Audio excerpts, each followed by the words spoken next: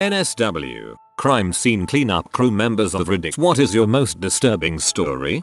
I don't clean them for a living but had to clean a few apartments when my uncle managed an apartment complex. We had one tenant OD on H. He sat there for roughly 3 weeks before anyone noticed the smell. They took his body and left it to us to clean up. The dude vomited on the ceiling. There were little dry droplets of vomit all over the ceiling right above where he died, and to top it off he basically liquefied and left a puddle of gut juices on the concrete foundation underneath the carpet. I thought that crap was left to a professional team, but I guess it's optional, and if you don't want to pay for it, you can scoop the brains and blood up yourself.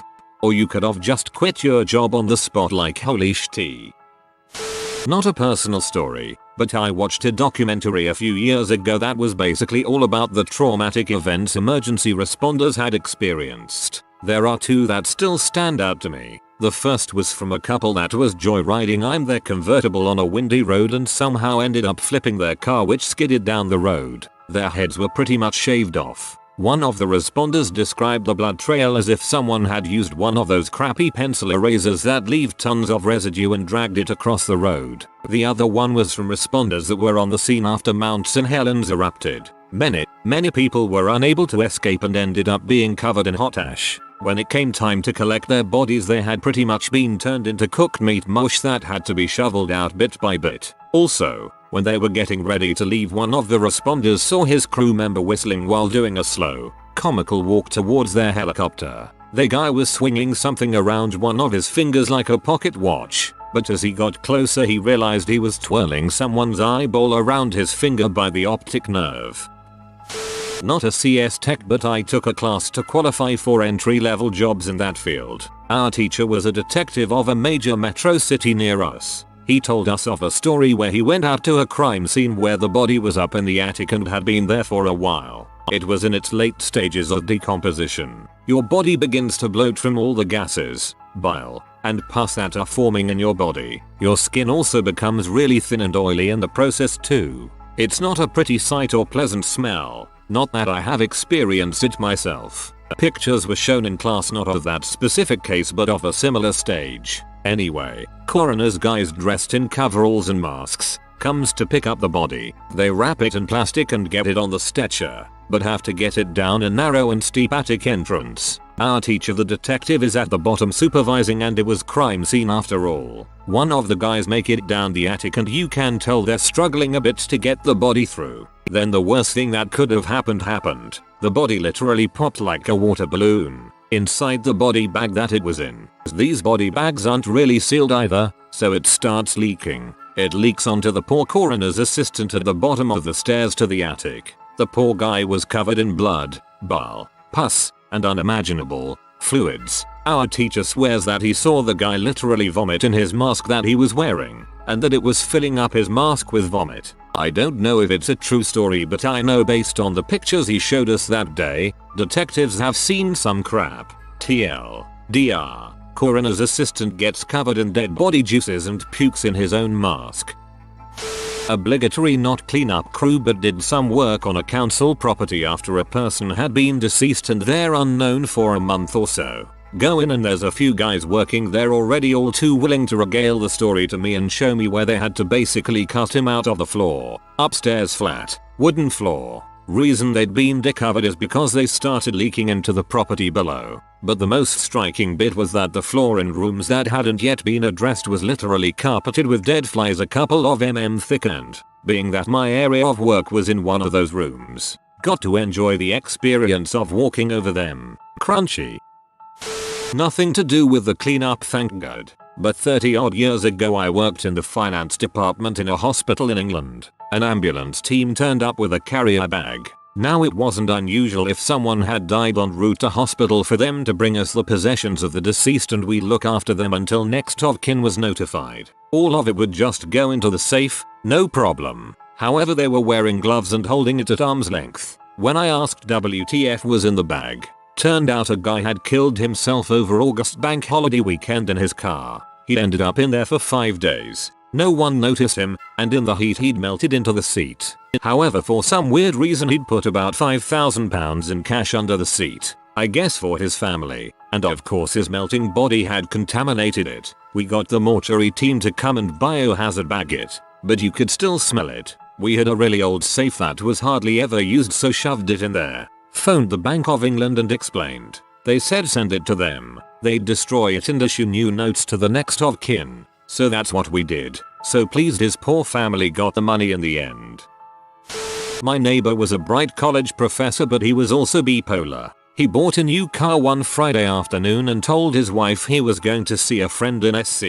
He never got to the friend's house. 2 weeks later he was found in a secluded area. He had blown his brains out in the car. This was the height of a SC summer. The state was billing her to keep the car in storage and she had no one to go get it. So I and another neighbor drove 3 hours to pick the car up. I cannot describe the foulness of the smell, but the car was covered in blood and small body parts. We used Vicks under our noses and got car back to her hometown. I don't think she ever saw the car once, which was good. I'm not a cleanup crew person, but I do have a pretty grim story. My father, his friend, his son, his friend's son, not my brother, went to a bar a couple years ago. They were there until around midnight before they decided to go home. All three of them were extremely drunk. So my father's friend's son, call him John, went back to his cottage. John was only like 19. So he gets in and goes in the living room and turns on his electric fireplace. Instead of going to bed, he just lays on the rug in front of the fireplace. Once again he was very drunk. So he must have blacked out facing up and at some point during the night because he vomited and didn't wake up. The vomit blocked his airways and he suffocated. He wasn't found until 3 days later by his father, my father's friend. The only description I was ever told was that it didn't look real. I try not to think about what it looked like. But yes, it's not exactly a cleanup story. It's more of a heartbreak. I couldn't imagine being a father and walking into my own son's body after 19 years of caring for him. To see him like that. Guys, I know it gets said a lot, but please drink responsibly. Not just for yourself but for the people who love you. My dad was a forensic collision investigator. CSI for fatal or near fatal car crashes essentially. One crash he attended was a motorcyclist speeding over a hill, hit the side of a lorry that was pulling out, went straight under the trailer. Dad found the helmet on the side of the road a few meters down, the rider's decapitated head still inside. The one that really messed with him was a car that had flipped onto a live rail line and set on fire. He was actually one of the first there, and when they got there they couldn't access the car because of the heat and the rail line still being live. They realized though that the kids inside were still alive at that point. Tried all they could but couldn't get near. Never saw him get too bothered by his work, but that one got to him. Think the kids were a similar age to me and my sister. My stepdad is a sheriff. Last week, he was called to a welfare check on an old lady from a concerned neighbor. She had home deliveries dated 2 weeks prior, completely soaked from the rain. The officers went inside. The house reeked. She was a hoarder. Trash was piled 5 feet high. She was in her recliner so full of gas, she was about to blow up any day. Obviously that's the smell, right? Number. She had a chihuahua. The chihuahua of sorts. She had 15 puppies, all of which were emaciated, flea, disease, and trash-ridden. The dogs were the worst smell, despite their owner being 2 weeks postpartum and filled with gas. Animal rescue was called, and my stepdad spent his entire day there. He came calm and washed his hands with baking soda and vinegar, anything to get the smell out. Skimming, I saw home delivery and postpartum and thought this was going to be much worse. You mean post-mortem? I worked for special cleaning services. I was asked to clean suicide scene. We later found out he overdosed on pills. Since they were still at the apartment, the body was already removed from the apartment already and taken to mortician. Nothing special, right? It was summer and dude wasn't paying his electricity bills. The body was found only after a week of decaying. I guess the neighbors noticed the smell. The most disturbing part apart the smell was his body juices soaked in the carpet and the floor. So you could actually see where he was laying and decomposing. We also found a lot of self-help books, Bibles, Alcoholics Anonymous brochures. Dude was in the dark place. As an officer, I went to a hoarder's house who hadn't been seen in days. After seeing flies in the window and smelling a stench, I knew I had to make entry to a dead body. Little did I know, I'd be spending the next several hours in a hothouse offloading piles of newspapers and debris he collected to board himself in. And I mean literally. From the floor to the ceiling there was a maze of a small walkway where the body was found. He made a seat of newspapers where he sat, had opened cans of beans he ate the last few days of his life, a radio that was blasting, and a small walkway to the bathroom. He must have moved an entire wall of debris to entirely close himself in. I was drenched and wet. It was a hot summer day, and I had to wear a gas mask because the smell would nearly make you pass out. The body was the liquid remains of a very large man. Oh, and there was a cat. After offloading nearly a half-ton of debris to get to the body for the coroner, I had to put it all back and lock it up for biohazard purposes. I'm sure it probably had to get demolished. I went home after that. I was probably there most of the entire shift with no lunch break. Not that I'd use one. My father worked in biohazard cleaning for 15 years, so I actually have heard some crazy stories. One of the most memorable stories was in late summer in the southeast US. Temperatures over 90°F every day and crazy high humidity. A homeless man had found a nice sleeping spot in the back of an unlocked tractor trailer. It happened to be full of lots of packing scraps, broken down and ripped up cardboard boxes. A nice dry comfy place to sleep. Well, this man expired and was not discovered for months. He had closed the door behind him so most of the stench and bugs went unnoticed. When bodies are well protected from the elements, but in high temperatures like a closed metal box in the sweltering southern heat, they will begin to swell and inflate. This man popped and then was essentially liquefied. The human soup was then absorbed by all the cardboard. I feel bad for the poor soul that first opened the door to that trailer. I can only imagine the stench that smacked him in the face. The stories are endless, but the regular murder, suicide, and vehicle deaths become a standard day. It's really the crazy circumstance and locations that make for the wild memories. Another quick bonus was a person that committed suicide on the balcony of a high-rise apartment. Rained down blood on the 15 or so balconies and windows below. That's days worth of work in a cherry picker, scrubbing every drop of blood off of the side of a building.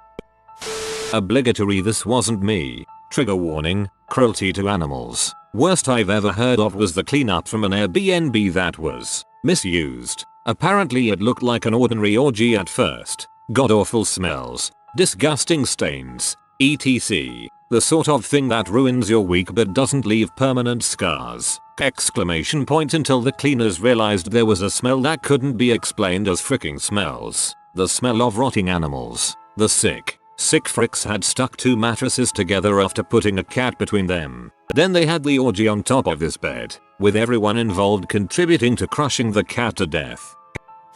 My username is the business name and yes, you can Google or URL for the website. The call came in around 3 PM just as my co-worker and I sat down to finally eat our lunch. We had just finished up a GI bleed that thankfully wasn't fatal. The guy on the phone was distant and cold, almost robotic. He asked the normal questions and we decided that we needed to dispatch immediately. Today wouldn't be a lunch day. The house was a standard suburban home in an upscale neighborhood and we met our client as he sat on the driveway by the road. He informed us the incident took place in the back bedroom and hallway. To let ourselves in and get done what is needed and he would handle whatever would be needed at that point once his was cleaned. With our camera in hand, we walked in. The house was immaculate with family pictures hung up on the walls and baseball trophies displayed around the faux fireplace. The first thing that caught my eye was the leash hanging by the door. The second was the food and water bowls by the fridge. It then hit me that I didn't see nor hear a dog.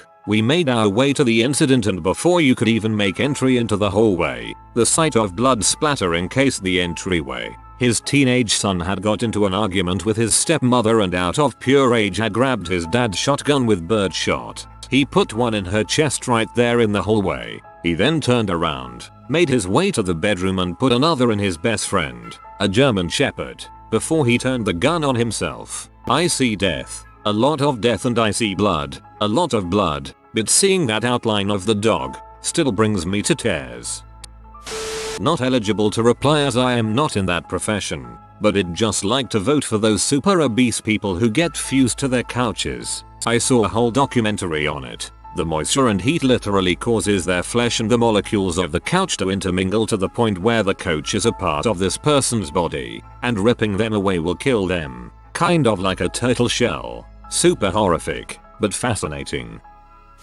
Not me, but a friend that thought he wanted to be an EMT. He was 17 back in the late 1980s and he went on a ride along in an ambulance. They got called to a trailer park in response to a welfare check of an older woman. They found the woman and an unknown man passed away in the bedroom in the missionary position fused together. It had been some time that they expired. Apparently the man who was larger than the woman died while fricking and she couldn't get him off of her and she suffocated. Well, it was their job to transport the bodies to the coroner's office and had to get them into body bags. But they didn't have one large enough to transport both in the same bag, so they asked the cop who was outside to come and help separate the two, but he said no, not my responsibility or something like that. So he as a 17-year-old kid and the one other EMT had to separate the two corpses, put them in the body bags and took them where they needed. He is now a designer, CAD fabricator in a welding shop. Same leaking story. A friend of mine about 6 years ago took some painkillers and downed a couple of beers. 2 weeks later, downstairs neighbor complained about the smell and the juices coming into her flat. PD came and found the bloated body. South Florida June heat did its job. Not me, but a few years ago at my college, one of my friends that lived on campus was walking to the library around 6 AM to work on some stuff for finals. As they were coming up the following week, he heard a really loud sound, as if someone had dropped something really heavy. About a block later, he came across a student that had jumped off of the 6-story parking garage directly onto a concrete walkway below. He called the police, of course, but unfortunately there were quite a few other students that had to walk by and witness this scene before police and paramedics could arrive. Maybe disturbing in another sense of the word, but my uncle's a paramedic at a fire department. I've heard this story almost every year around Christmas. It never gets old. So the fire department gets a call to a house for an unresponsive man and my uncle's on call. They get there in time to find about a 400-pound guy laying in bed naked. They check him out and pronounce him dead on the spot. They're now however in a bit of a predicament as this guy is 400 pounds and they have to move him out of there. So my uncle along with about 7 other guys they had to call get enlisted to help carry this guy out. Now, this is where things get a little complicated. They managed to get him on a stretcher, but due to the fact this guy was in an upstairs bedroom they couldn't just roll him out of there. Some sort of complications with the hallways too. I'm not entirely sure, but anyway, they had to carry him down the stairs. As they're on their way down the stairs, my uncle is positioned right at this dead guy's midpoint. Schlack. Mr. Dead guy's big ol' sklong pops out from under the sheet they had over him and smacks my uncle right in the face. This dude was dead and still had a hard on. My uncle just so happened to get caught in the strike zone. Anyway, they all start laughing, respectably, as the wife of the man was still present. Anyway, it's still one of the funniest stories I've heard from my uncle to this day. When I was in 6th grade, there was an accident right in front of my school. The roads were right next to our school's fence. A car had collided with a truck carrying metal rebbers. The rods went through the car's windshield and through the driver's head. There was a pool of reddish and sloppy mess under the car. My mom picked me up from the school later and upon hearing the story, decided to cheer me up with an ice cream. She got me strawberry sundae. Thanks, Mom. I don't work for cleanup, but I do work in crime scene investigation. My worst was a drunk driving incident. Male was driving his sports car while intoxicated at a very high velocity in an urban area at around 4 AM. He seemed to have lost control of his vehicle and drove into a thick concrete power pole. The vehicle got stuck about halfway through the concrete. Now the entire engine was lodged into the electrical system of the power pole, which started to ignite the vehicle. The male was trapped inside the vehicle, hopefully died on impact, and pinned in by the steering wheel. The whole car caught ablaze. It took firefighters longer to douse the flames out due to it being an electrical fire. Luckily they did. Unluckily, while we were conducting the crime scene investigation, the car caught fire again. Firefighters had to be called out again. The vehicle then had to be transported to the medical examiner's office, which on the way to the medical examiner's office it once again caught fire on top of the flatbed tow truck and 8 AM traffic. Firefighters responded once again to put out the fire for good this time. Once we got to the medical examiners, the whole vehicle had to be clawed open just so we can get the body out. The body was burnt whole, which caused the skin and bones to fuse with the car seat car parts. The medical examiners had to saw off the buttocks and leave it on the car seat, for it was far too infused with the metal of the car. I have literally seen a man's butt be ripped off. So please do not drink and drive. I had an auto repair shop between two tow companies who both had contracts for evidence holds. Whenever the car, truck, motorcycle was involved in a fatality, they would hold them. This is in the San Francisco Bay Area, so they got them on a pretty regular basis. One time a brand new Camaro SS comes in, 5-6 years ago, and the driver's side window was shot out. Someone walked up to the car and shoots the driver and passenger. Both died. The car was only bought a week before. Normally a dealer can pick up a car and impound even if the driver lost it for 30 days. But in this case the police wouldn't give them the release, cause it's in the tow yard as evidence for 8 months. The tow company is charging the city the cars come out of $75 a day storage. They finally tell the tow guy it's good to go. He files the lien and sometimes the finance companies miss them. They did in this case, and the tow company takes ownership. They put in new seats, replace the door panel the 3 bullets messed up, replace the window and detail the heck out of the car. They sold it and made a killing between the new Camaro SS and the storage fees. Inside the car was gruesome though. Blood and bits everywhere. A guy had an attic space in the ceiling of his bathroom. He was doing something up there and somehow got trapped in a position where his legs were stuck and the top half of his body was hanging out of the hole. He was stuck there long enough that he died, dangling like that. I'm not sure how long he was there, but it was long enough that all the stuff in his body, blood, guts etc, had all dropped and pulled down into his head chest, forming a giant sack of human gloop.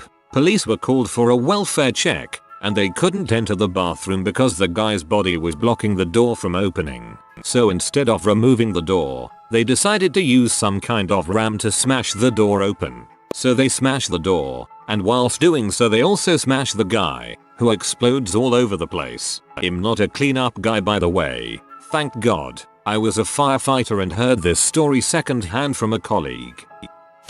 My mom rents out a guest house on her property. Just last week her renter accidentally overdosed on C, it seems, but the coroner hasn't confirmed yet. He probably died Saturday night and was found on Wednesday. The AC was on, but we live in Florida. His cat was sitting on the bed with him the whole time. No, the cat did not eat him, but he was traumatized. I asked the police if we could take him for now and they gave him to us, and I gave him a bath. Then they removed the body. My mom and I went into the guest house to take the mattress out to the garbage. But when I entered the room, I had to tell my mom to go back to her house and not to look at the room. There was blood soaked through the mattress pad, and the police had left blood and other fluid soaked sheets and blankets in 2 of the corners, as well as their gloves. I am sure this is not the worst scene ever, but the worst, and only, death scene I've ever had to clean up. As a side note, I got pulled over for speeding on the way to my mom's house and told the cop that pulled me over there is a dead body sitting in my mom's house.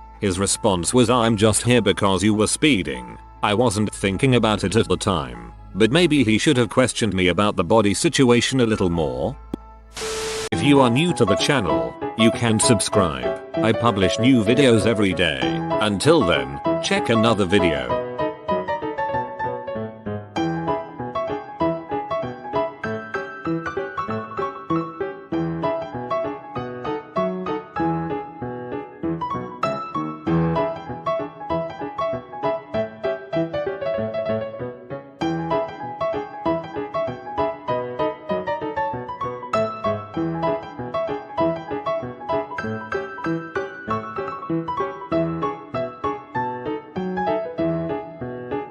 Bye for now.